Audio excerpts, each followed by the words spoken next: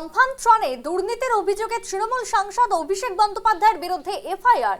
দক্ষিণ চব্বিশ পরগনার বিষ্ণুপুর থানায় আমফান ত্রাণ বন্টনে প্রায় 250 কোটি টাকার দুর্নীতির অভিযোগ তুলে এবার এফআইআর দায়েরের আবেদন করলেন বিজেপি নেতা অভিজিৎ দাস।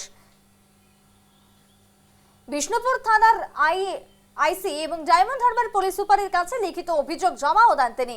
অভিযোগে দাবি করা হয়েছে 2020 সালের আমফান পরবর্তী ত্রাণ বিতরণের বহু পাকা বাড়িকে ক্ষতিগ্রস্ত দেখে সরকারি অর্থ বরাদ্দ করা হয়েছে, আর একই পরিবারের একাধিক সদস্যের নামে ত্রাণের টাকা দেওয়া এবং আবেদন প্রক্রিয়ার কাটমানি নেওয়ার অভিযোগও তোলা হয়েছে। অভিযোগপত্রে কয়েকটি মোবাইল নম্বরে একাধিক সুবিধাভোগীর নাম থাকার বিষয় উল্লেখ করা হয়। অভিষেক বন্দ্যোপাধ্যায়ের নামেও অভিযোগ রয়েছে। এফআইআর নথিভুক্ত করা এসআইটি গঠন, ফরেনসিক অডিটের দাবি জানানো হয়েছে। ঘটনায় পুলিশ বিষয়টি খতিয়েও দেখছে।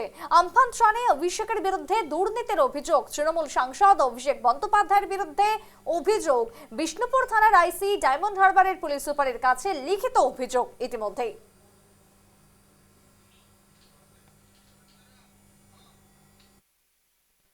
আমাদের এখানটায় 2018 সালে কোনো পঞ্চায়েত নির্বাচন করতে দেওয়া হয়নি।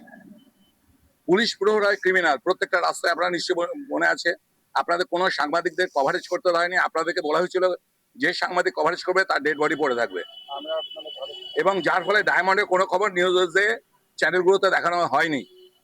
আমরা হাইকোর্টেও কেস করেছিলাম এবং লাস্টে সুপ্রিম কোর্টে গিয়েছিলাম।